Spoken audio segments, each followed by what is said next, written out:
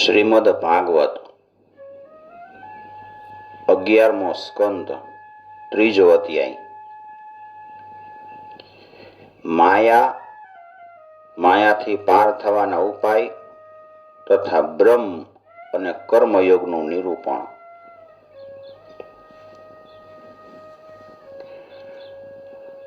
રાજોવાચ પરસ્ય વિષ્ણોરીશસ્ય માયિનામપિ મોહિનીમ માયામ વેદિતુમિચ્છામો ભગવન્તો બ્રુવન્તુ ન.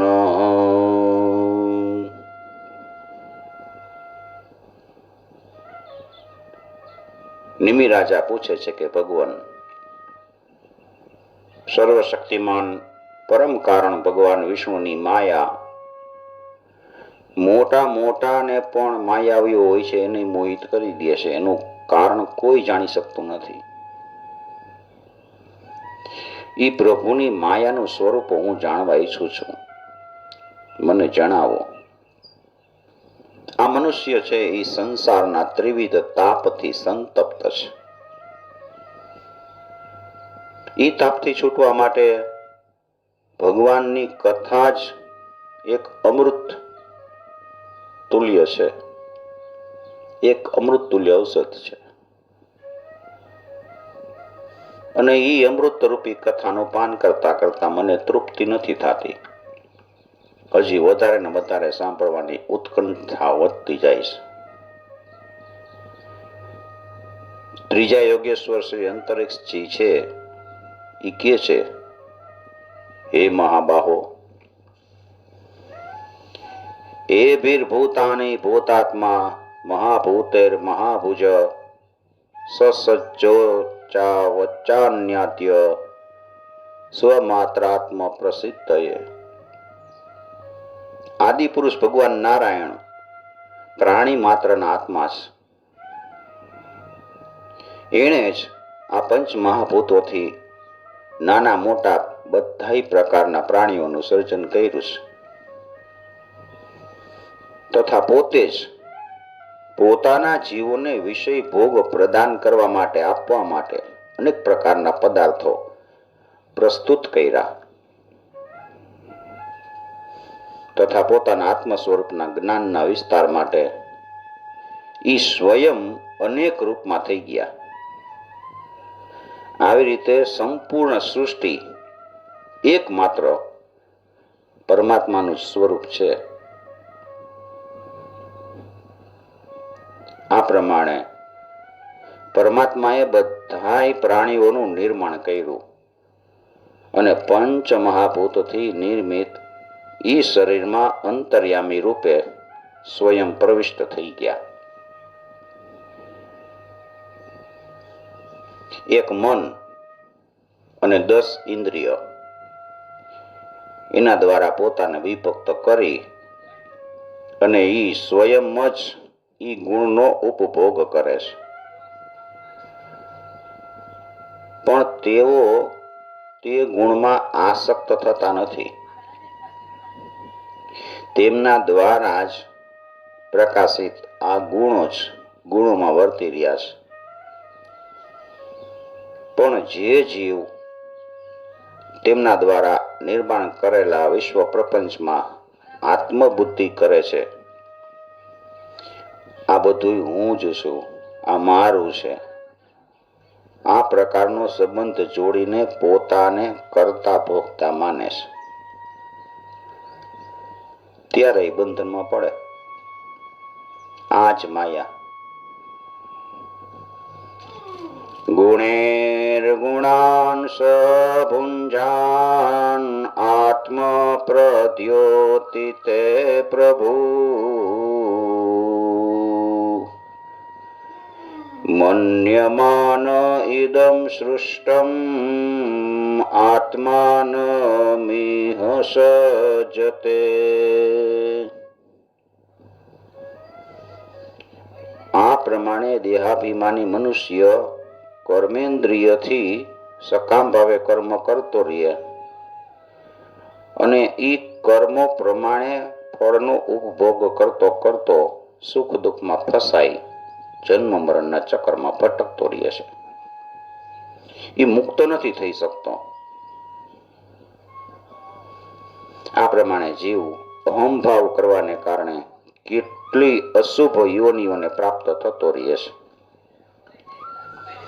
મહાભૂતોના પ્રલય સુધી જન્મ પછી મૃત્યુ અને મૃત્યુ પછી જન્મ, આ પ્રમાણે પરવશ થઈ જન્મ મરણના ચક્રમાં સતત ભટકતો રહે છે. આ બધી ભગવાનની માયા છે.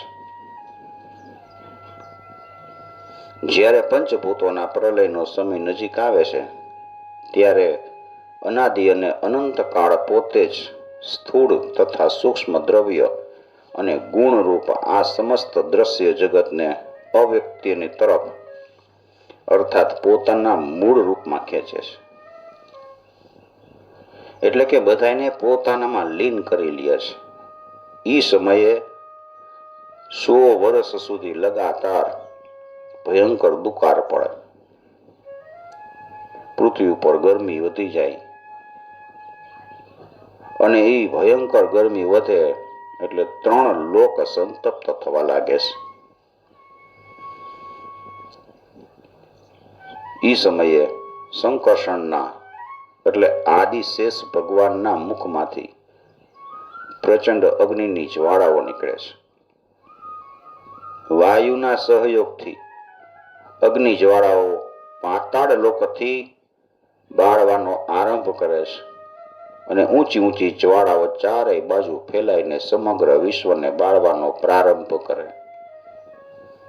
આવી રીતે પ્રલય થાય અને એ પ્રચંડ તાપમાન વધે. એના પરિણામે 100 વર્ષ સુધી પ્રલય કાળના સાવર્તક મેઘ હાથીની સૂંઢ જેવી જાડી જાડી ધારાઓથી જળવૃષ્ટિ કરે છે. ત્યારે આ વિરાટ વિશ્વ જળમાં ડૂબી જાય છે. આકાશમાંથી સાંભળેલા ધારે વરસાદ વરસે. રાજન, જે પ્રમાણે લાકડા સમાપ્ત થઈ જાય, અગ્નિ છે એ પોતાના અવ્યક્ત રૂપમાં સ્થિત રહે છે. તેવી જ રીતે વિરાટ સ્વરૂપ વાળા પરમાત્મા પોતાના વિરાટ શરીરનો ત્યાગ કરીને પોતાના અવ્યક્ત રૂપમાં રહે છે. પરમાત્મા છે એ પોતાનું વિરાટ સ્વરૂપ છે એ અદૃશ્ય કરી દે, ત્યાગ કરી દે અને અવ્યક્ત એટલે દેખાય નહીં તેવા રૂપમાં રહે. એ પ્રલય કાળના સમયમાં પૃથ્વીની ગંધ તન માત્રાને વાયુ ખેંચી લે. પૃથ્વીની જે ગંધ છે એને વાયુ ખીંચી લે અને પૃથ્વી જળમાં ડૂબી જાય. એ જ પ્રમાણે જળની રસ તન માત્રા છે એને વાયુ ખેંચી લે છે. ત્યારે જળ પોતાના કારણ અગ્નિમાં વિલીન થઈ જાય છે. અંધકાર દ્વારા અગ્નિને તન માત્રાનું હરણ થઈ જાય છે. જ્યોતિ એટલે કે અગ્નિ તત્વ વાયુમાં લીન થાય છે. આ જ રીતે વાયુના ગુણ સ્પર્શ, એ સ્પર્શ તન માત્રાનું જ્યારે આકાશ દ્વારા હરણ કરી લેવામાં આવે છે ત્યારે વાયુ આકાશમાં લીન થઈ જાય છે. કાળ રૂપ ઈશ્વર જ્યારે આકાશના ગુણને એવી શબ્દ તન માત્રાનું હરણ કરે છે ત્યારે આકાશ અહંકારમાં લીન થઈ જાય છે. એની સાથે સાથે ઇન્દ્રિય મન, બુદ્ધિ આ બધુંય પણ પોતપોતાની ઇન્દ્રિયોના અધિષ્ઠાતા દેવતાઓની સાથે જ અહંકારમાં લીન થઈ જાય છે. પછી અહંકાર પણ પોતાના મૂળ રૂપ મહત્તત્વમાં લીન થઈ જાય છે. આ પ્રમાણે ભગવાન ત્રિગુણમયી માયા દ્વારા જ આ સૃષ્ટિની ઉત્પત્તિ, સ્થિતિ અને સંહાર કરતા રહે છે. એનું વર્ણન મેં કર્યું. હવે તમારે શું સાંભળવું છે? નિમિરાજા પૂછે છે કે મહર્ષિ, ભગવાનની માયાને પાર કરવી એ લોકો માટે બહુ કઠણ છે. જેણે પોતાના મનને વશ નથી કર્યું એના માટે તો બહુ કઠણ છે. એટલે તમે એવો સહેલો ઉપાય બતાવો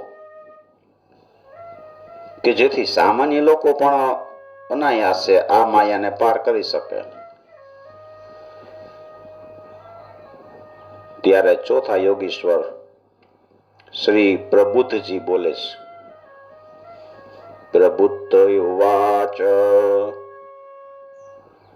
કર્મણ્યારભમાણં દુઃખત્યે સુખાય ચ પશ્યેત પાપ વિપર્યાસં મિથુનીચારિણામ નૃણામ. લોકો છે એ કામનાઓથી જ બંધાઈને અનેક પ્રકારના કર્મો એવું વિચારીને કરે કે એનાથી અમારા દુઃખ દૂર થશે, અમે સુખી થઈ જાશું. કામનાથી બંધાઈને કર્મ કરે, પણ એ પરિણામે તો વિપરીત જ ફળ આપે છે. આવી રીતે જે સકામ કર્મમાં ફસાયેલા લોકો છે એના એ કર્મોના વિપરીત પરિણામને જોઈ વિચાર કુશળ પુરુષે એ સકામ કર્મોથી નિવૃત્ત થઈ જવું જોઈએ.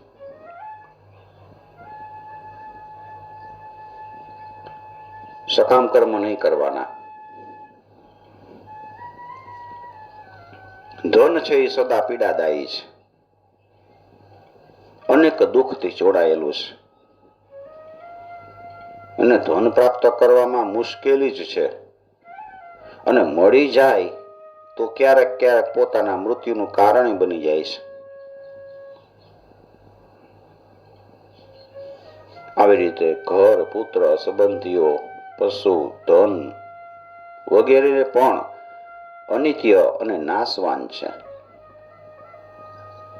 આવા નાશવાન પદાર્થોથી શાશ્વત શાંતિ કેવી રીતે મળે? નિત્યાતિદેન વિત્તેન દુર્લભેનાત્મ મૃત્યુના ગૃહાપત્યાપ્ત પશુભિઃ કા પ્રીતિ સાધિતેશ્ચલે.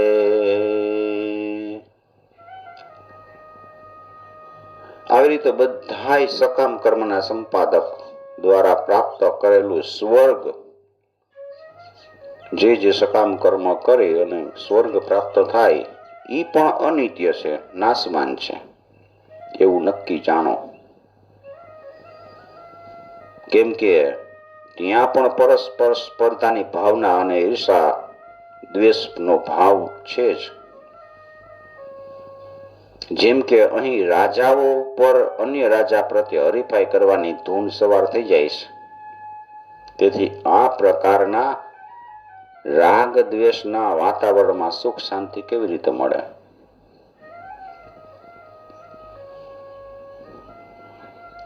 તે નથી. સર્વોત્તમ કલ્યાણ પ્રાપ્તિ માટે જિજ્ઞાસુ એવા ગુરુનું શરણ લેવું જોઈએ કે જેથી શબ્દ બ્રહ્મ અને પરબ્રહ્મમાં નિષ્ણાત હોય. ગુરુ એવા શબ્દ બ્રહ્મા અને પરબ્રહ્મમાં નિષ્ણાત હોય તથા પરબ્રહ્મ પરમાત્મામાં જ જેણે શાંતિનો આશ્રય લીધો હોય એ ગુરુદેવને પોતાના પ્રિય આત્માને ઈષ્ટદેવ જ માનવા. એની પાસે રહી ભાગવત ધર્મનો ઉપદેશ ગ્રહણ કરવો. પોતાની પ્રત્યેક ક્રિયા તેમની નિષ્કપટ ભાવે અને સરળ બુદ્ધિ દ્વારા એની સેવા કરવી. આવું કરીને તો ભગવાન જલ્દી પ્રસન્ન થાય છે. અને ભગવાન તો કૃપા મૂર્તિ છે. ભક્તો ઉપર કૃપા કરવાનો મોકો જોતા જ રહે છે કે મારા ભક્તો પર હું કેવી રીતે કૃપા કરું. વધારે તો હું કહું, એ ભક્તોને સ્વયં પોતાની જાત પણ દાનમાં આપી દે છે. તત્ર ભાગવતાન ધર્માન શિક્ષેદ ગુર્વાત્મદેવત અમાયયાનુવૃત્યાયેસ્તુ સ્યેદાત્માત્મદો હરિ.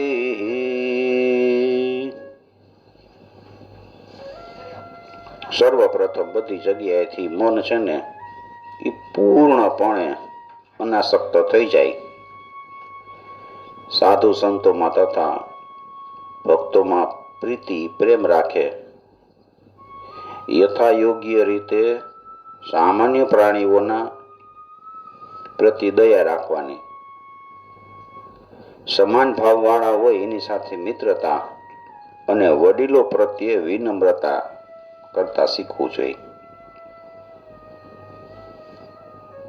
સર્વપ્રથમ અંદરની શુદ્ધિ, સ્વધર્મના આચરણ રૂપી તપ કરવું. આપણો પોતાનો સ્વધર્મ શું છે એ જાણી અને એનું પાલન કરવામાં તપ કરવું, આચરણમાં મૂકવું. સહિષ્ણુતા, ભગવત સ્વરૂપનું મનન, સતશાસ્ત્રોનો સ્વાધ્યાય અને નામ જપ. પછી સરળતા, બ્રહ્મચર્ય, અહિંસા અને કોઈના પ્રત્યે દ્રોહ ન કરવો. ઠંડી ગરમી, સુખ દુઃખ વગેરે દ્વંદ્વમાં હર્ષ કે શોક ન રાખવો. એક જ આત્મા સર્વત્ર વ્યાપ્ત છે. આવા ભાવથી આત્માની સત્તાને સર્વત્ર જોવી. એકાંત સ્થાનમાં, પવિત્ર સ્થાનમાં રહેવું. ઘરની મમતા ન રાખવી. પવિત્ર અને સદા સરળ વસ્ત્ર પહેરવા. સંન્યાસી હોય તો વલ્કલ પહેરવું. જે કાંઈ મળે ને એમાં સંતુષ્ટ રહેવું. સર્વત્રાત્મેશ્વરાન્વીક્ષામ કૈવલ્યમનિકેતતામ વિવિક્તચિરવસનમ સંતોષં યેન કેનચિત.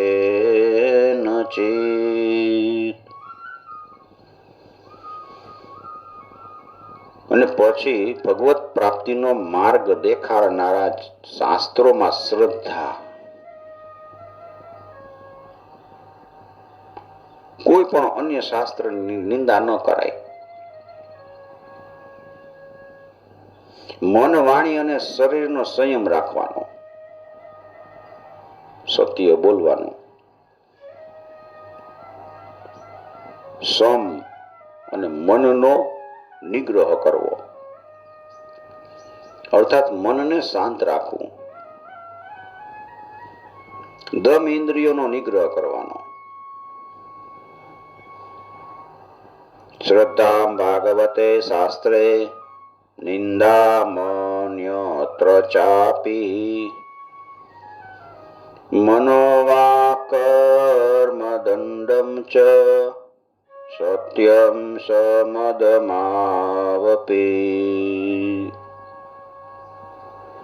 અને અદ્ભુત કર્મ કરનારા ભગવાન શ્રી હરિના જન્મ, કર્મ અને ગુણનું શ્રવણ, કીર્તન અને ધ્યાન કરવું.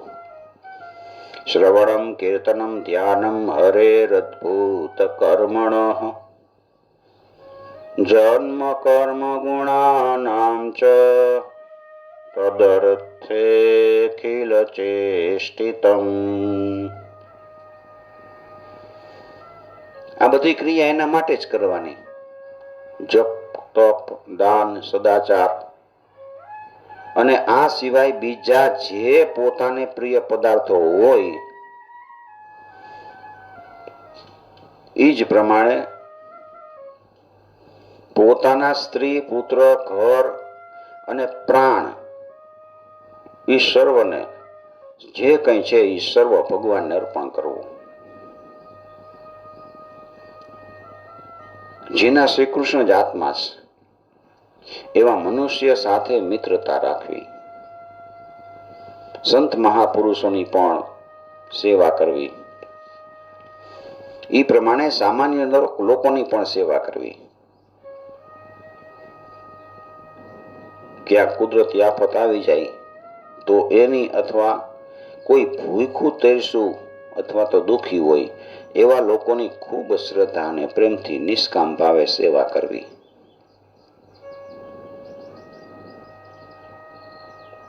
ભગવાનના પરમ પવિત્ર યશના સંબંધમાં એકબીજા સાથે વાત કરવી અને આ પ્રમાણે સાધકોએ ભેગા મળીને પરસ્પર પ્રેમ રાખવો, પ્રસન્ન રહેવું તથા પ્રપંચ, છળ કપટ એનાથી નિવૃત્ત થઈને આપસમાં જ આધ્યાત્મિક શાંતિનો અનુભવ કરવાનો. રાજન, શ્રી કૃષ્ણ પાપના સમૂહને એક ક્ષણમાં ભસ્મ કરી દે છે. તેથી સતત એનું સ્મરણ કરવાનું. એને એકબીજાનું સ્મરણ કરવું અને બીજાને કરાવવું. આ પ્રકારની સાધના ભક્તિ નું અનુષ્ઠાન કરતા કરતા પ્રેમ ભક્તિનો ઉદય થઈ જાય છે અને આ ભક્તિથી એનું શરીર પ્રેમ પુલકિત થતું રહે છે.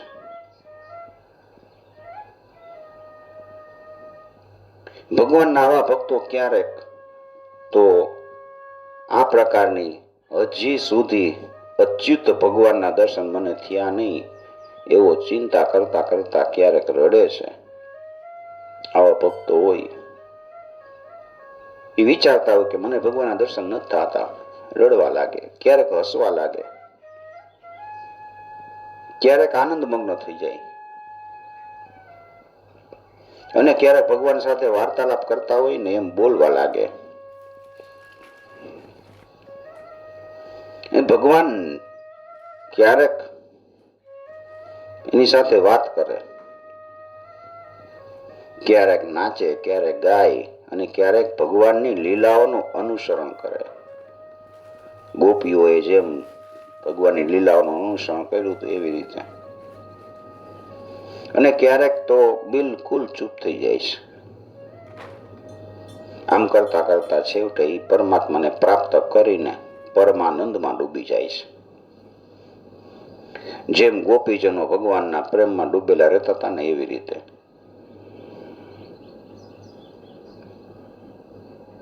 ક્વચિદરુદન્ત્યચ્યુતાત ચિંતયા ક્વચિદ સંતિ નંદન્તિ વદત્ય લૌકિકા.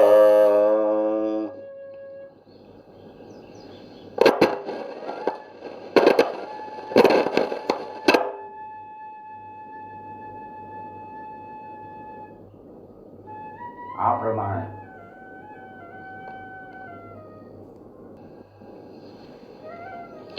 પ્રમાણે જે ભાગવત ધર્મના જ્ઞાનથી સંપન્ન બને છે એના દ્વારા ઉત્પન્ન થયેલી ભક્તિથી નારાયણમાં લીન થઈ જાય છે અને ભક્તિના પ્રભાવથી દુસ્તર માયાને સરળતાથી પાર કરી જાય છે. આ ભગવાનની મહિમાનો, આ ભક્તિનો મહિમા છે. નિમિ રાજા પૂછે છે કે આપ બધાય પરમાત્માના વાસ્તવિક રૂપને જાણનારાઓમાં સર્વશ્રેષ્ઠ છો, તો મને એ બતાવો કે જે પરબ્રહ્મ પરમાત્માનું નારાયણ નામથી વર્ણન કરવામાં આવ્યું છે એનું સ્વરૂપ શું છે?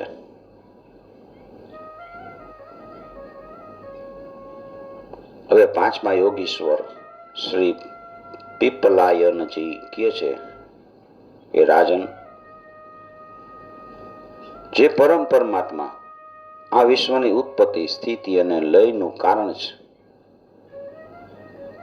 પણ એનું કોઈ કારણ નથી, જે જાગૃત, સ્વપ્ન અને સુષુપ્તિ ત્રણેય અવસ્થામાં સાક્ષી રૂપે રહે છે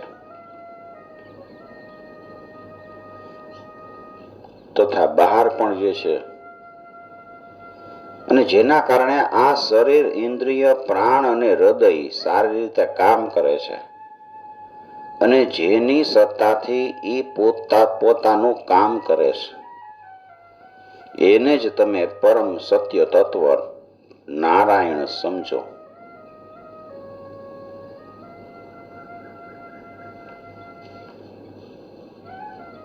જેમ અગ્નિની જ્વાળાઓ છે એ ઉત્પન્ન તો અગ્નિથી જ થાય છે, પણ પોતાના સ્વરૂપ અગ્નિને એ પ્રકાશિત કરી શકતી નથી. એ પ્રમાણે વાણી, નેત્ર, પ્રાણ, ઇન્દ્રિય અને અંતઃકરણ આ બધાનો મૂળ આધાર તથા પરમ પ્રકાશક તો એકમાત્ર પરમાત્મા જ છે. પણ એ બધા પોતાના મૂળ સ્વરૂપનું વર્ણન કરવામાં અસમર્થ હોય છે. વેદો પણ પોતાના કારણ સ્વરૂપ પરમાત્માનું તત્વ એને બોધ કરાવનાર સાધનોનું તાત્પર્ય રૂપે નેતિ નેતિ કહીને આ છે તે આ છે તે આ છે એવા પ્રકારનું વર્ણન કરતા નથી. કેમ કે પરમાત્મા તત્વની સત્તા વિના નિષેધની પણ સિદ્ધિ થઈ શકતી નથી. બધાનો નિષેધ કરતા કરતા જે તત્વ રહે છે, બાકી રહે છે, શેષ રહે છે, તેને જ પરમ તત્વ નારાયણ જાણો. સૃષ્ટિના આદિમાં એકમાત્ર બ્રહ્મ જ છે. તેનાથી જ સત્વ, રજ અને તમ એવી ત્રિગુણાત્મિકા મૂળ પ્રકૃતિ થઈ. પેલા 3 ગુણ થયા મૂળ પ્રકૃતિમાં, અને પ્રકૃતિમાં ક્ષોભ થયો એટલે મહત્તત્વ ઉત્પન્ન થયું. તેનાથી સૂત્રાત્મા હિરણ્ય ગર્ભની ઉત્પત્તિ થઈ, અને પછી અહંકારથી મન અને ઇન્દ્રિયોના અધિષ્ઠાતા દેવતા, પ્રાણ, ઇન્દ્રિયો તથા વિષયો વગેરે ઉત્પન્ન થયા. પછી તે પરમાત્મા જ જીવ રૂપે આ બધા તત્વોમાં પ્રવેશી ગયા. આ પ્રમાણે આ બધાના રૂપમાં એકમાત્ર તે જ અનંત શક્તિ રૂપ પરબ્રહ્મ પરમાત્મા પ્રકાશિત થઈ રહ્યા છે.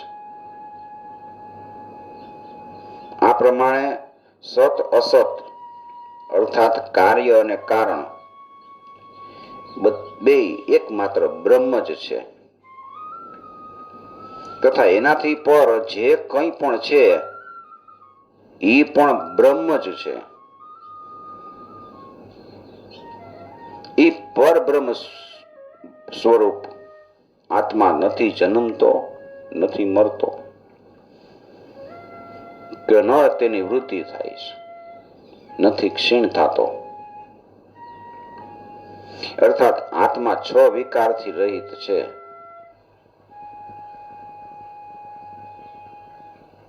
પરિવર્તન થનારી તમામ વસ્તુની ભૂત, ભવિષ્ય, વર્તમાન બધી અવસ્થાઓને તે જાણવા વાળો છે, સર્વવ્યાપી છે, અવિનાશી છે અને જ્ઞાન સ્વરૂપ છે. જેમ પ્રાણ તો એક જ છે, પણ સ્થાન ભેદથી તેના અનેક નામ થઈ જાય છે. એ જ રીતે એક જ જ્ઞાન ઇન્દ્રિયોના ભેદને કારણે અલગ અલગ નામથી જાણવામાં આવે છે. અર્થાત ઇન્દ્રિયોના ભેદથી જોવા, સાંભળવા વગેરે ક્રિયાનું નામ અલગ અલગ થઈ જાય છે. તે જ પ્રમાણે એક જ આત્મ સત્તાને અલગ વિવિધ પ્રકારે જાણવામાં આવે.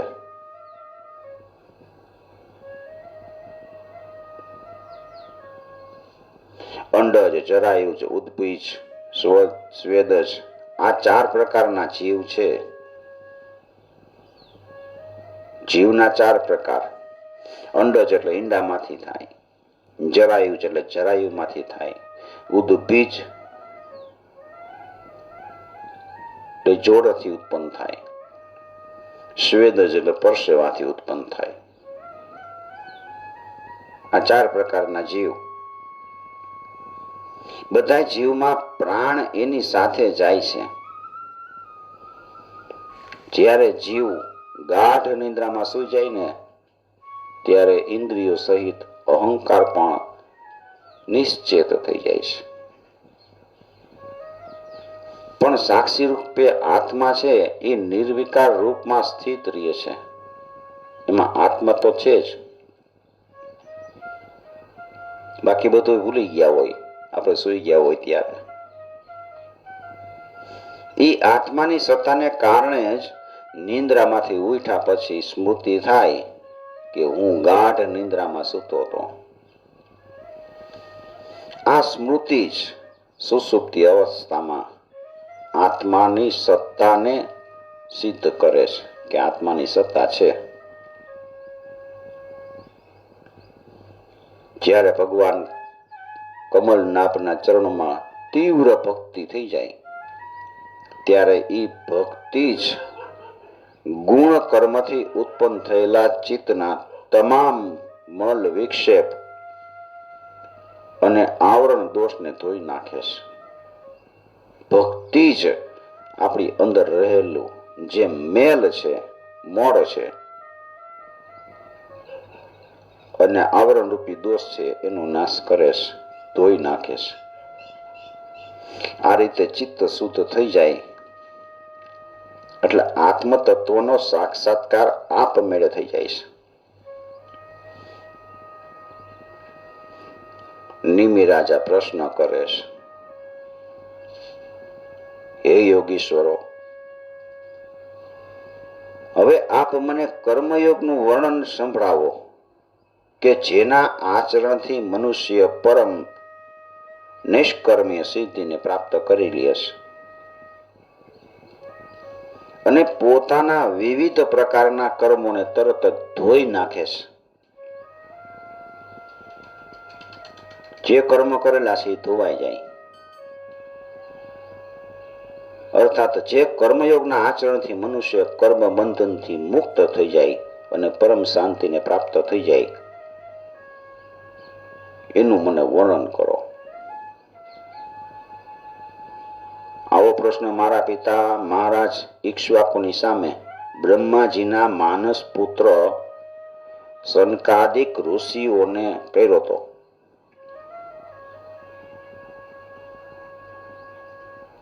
પણ એણે સર્વજ્ઞ હોવા છતાંય પણ મારા પ્રશ્નનો ઉત્તર નહોતો આપ્યો.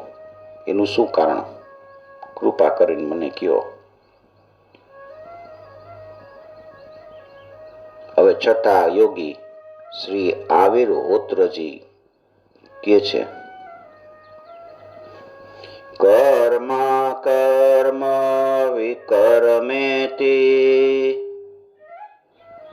વેદવાદો ન લૌકિક વેદસ્ય ચેત્વરાત્મત્વાત તત્ર મોહયન્તિ શૂરય.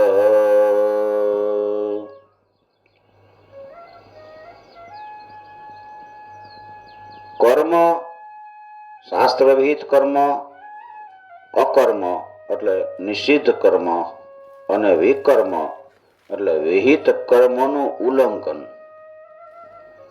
કર્મ ત્રણ પ્રકારના. આ ત્રણેયનું વિધાન વેદોએ કર્યું છે, લોકોએ નથી કર્યું. વેદ છે એ પરમાત્માનું સ્વરૂપ છે, પણ વેદની વાણીમાં વિદ્વાનો પણ મોહિત થઈ જાય છે. ત્યારે તમે નાના હતા, બાલ્ય અવસ્થામાં, એટલે તમને અધિકારી ન માનીને સંકાદિક ઋષિઓએ તમારા પ્રશ્નનો ઉત્તર નહોતો આપ્યો.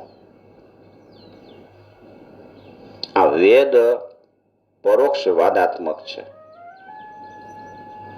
અર્થાત જેમાં શબ્દાર્થ કંઈક જુદો દેખાય અને તાત્પર્ય કંઈક જુદું હોય એને પરોક્ષવાદ કહે. તાત્પર્ય જુદું હોય ને શબ્દાર્થ જુદો હોય એ પરોક્ષવાદ. વેદ કર્મોની નિવૃત્તિ માટે, કર્મો નિવૃત્ત કેવી રીતે થાય તો કે કર્મોનું વિધાન કરે છે. જેમ બાળક હોય એને મીઠાઈ વગેરેની લાલચ આપીને દવા પીવડાવી દે. માં એમ કહે, લે બટા દવા પી જા, પછી ખાંડ આપીશ. એવી જ રીતે આ અજ્ઞાનીઓને સ્વર્ગ વગેરેનું પ્રલોભન આપીને શ્રેષ્ઠ કર્મમાં પ્રવૃત્ત કરે છે. યજ્ઞ કરો સ્વર્ગ મળશે એટલે બધા યજ્ઞ કરે, લાલચ આપીશ, પ્રલોભન.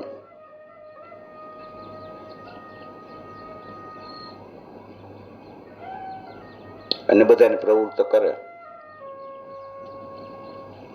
જે સ્વયં અજ્ઞાની છે, જીતેન્દ્રિય નથી અને વેદ વિહિત કર્મનું આચરણ નથી કરતો, એ વિહિત કર્મનું ઉલ્લંઘન કરવાથી પાપનો ભાગીદાર થાય. એના ફળ સ્વરૂપે મૃત્યુ પછી મૃત્યુને જ પ્રાપ્ત થાય છે. અર્થાત જન્મ મરણના ચક્રમાં ભટકતો રહે છે, મુક્ત નથી થતો.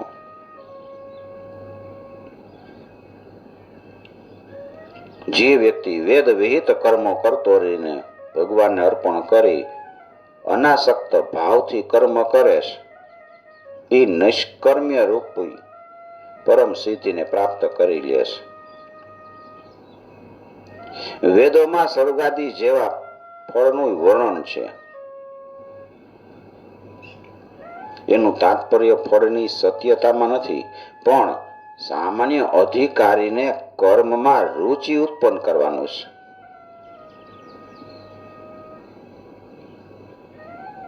કર્મ કરવાનો રસ થાય. રાજન, જે પુરુષ પરબ્રહ્મ સ્વરૂપ આત્માના વિષયમાં અજ્ઞાનની ગ્રંથિને મૂળમાંથી કાપી નાખવા ઈચ્છે છે, જે અજ્ઞાન છે એને મૂળથી જ કાપી નાખો, એણે વેદ અને ધર્મશાસ્ત્રો અનુસાર બે પ્રકારે ભગવાનની આરાધના કરવી. પેલા તો સેવા વગેરે દ્વારા ગુરુ દીક્ષા પ્રાપ્ત કરવાની. ગુરુની સેવા કરી પછી એની પાસેથી દીક્ષા લેવાની અને પછી એના દ્વારા અનુષ્ઠાનની વિધિ શીખી પોતાને ભગવાનનો જે વિગ્રહ પ્રિય લાગે, જે સ્વરૂપ એને ગમતું હોય, અભિષ્ટ લાગે, એના માધ્યમથી પુરુષોત્તમની પૂજા કરવાની. સ્નાનાદિથી શરીરને અને સંતોષ વગેરે અંતઃકરણને શુદ્ધ કરવાનું, સંતોષથી અંતઃકરણને શુદ્ધ કરવાનું. અને પછી ભગવાનની પ્રતિમા સામે બેસી પ્રાણાયામ વગેરે દ્વારા ભૂત શુદ્ધિ, એટલે પંચભૂતનું શરીર છે એ પ્રાણાયામથી શુદ્ધ થાય. પછી નાડી શોધન કરી અને પછી વિધિપૂર્વક મંત્ર, ઈષ્ટ દેવતા વગેરેના ન્યાસથી અંગરક્ષા કરીને પૂજા કરવી. હૃદયની અંદર ભગવાનનું ધ્યાન કર્યા પછી અર્ચા વિગ્રહમાં પ્રત્યક્ષ ભગવાન છે એવી ભાવના કરવાની. જે આપણે મૂર્તિ બેસાડી હોય તેમાં યથા સમય પ્રાપ્ત જે પૂજા સામગ્રી એને શુદ્ધ તથા પવિત્ર કરી અને પૃથ્વીને માર્જન આદિ અને સ્વયં સ્નાનાદિ શુદ્ધ થઈ અને ભગવાનની પ્રતિમાને જેમાં ભગવાનની પૂજા કરવાની છે એને પણ તૈયાર કરવાની. બધી પૂજા સામગ્રી તૈયાર થઈ જાય, તૈયાર રાખી અને આસન શુદ્ધિ કરવાની. અને ત્યાર પછી પાદ્ય, અર્ઘ્ય, ધૂપ, દીપ, નૈવેદ્ય વગેરેને પણ સાથે રાખી અને રુદ્યાદિય ન્યાસ, અંગન્યાસ અને કરન્યાસ કરીને મૂળ મંત્ર દ્વારા ભગવાનનું પૂજન કરવાનું. પોતપોતાના ઉપાસ્ય ભગવાનના શ્રી વિગ્રહની હૃદયાદિ અંગો, ઉપાંગો, આયુધો અને પાર્ષદો સહિતના ઈષ્ટદેવના મૂળ મંત્રથી પાદ્ય, અર્ઘ્ય, આચમન, મધુપર્ક, સ્નાન, વસ્ત્ર, આભૂષણ, ગંધ, પુષ્પ, દહીં, અક્ષત,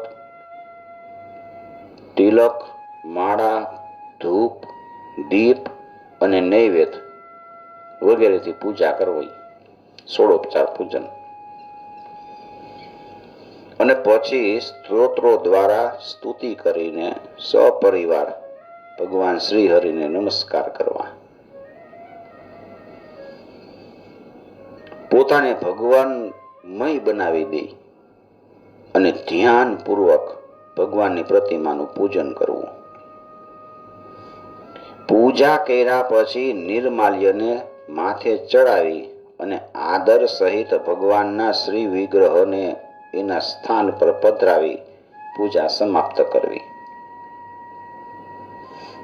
આ પ્રમાણે જે મનુષ્ય અગ્નિ, સૂર્ય, જળ, અતિથિ અને પોતાના હૃદયમાં આત્મરૂપ શ્રી હરિની પૂજા કરે છે એ તુરંત જ મુક્ત થઈ જાય છે. આત્માનં તન્મયં ધ્યાયન મૂર્તિં સંપૂજ્યેદ્વરે શેષમાદાય શિરસી સ્વધામ્યુદાસ્ય સત્કૃતમ એવં જ્ઞાતો યાદાવતિથો હૃદયે ચય યજતિશ્ચરમાત્માન મચિરાન મુચ્યતે હિ સહ. इति श्रीमद्भागवते महापुराणे पारमहंस्यां संहितायाम् एकादश स्कन्धे तृतीयो अध्याय श्रीकृष्णार्पणं समर्पयामि. ओम नमो भगवते वासुदेवाय.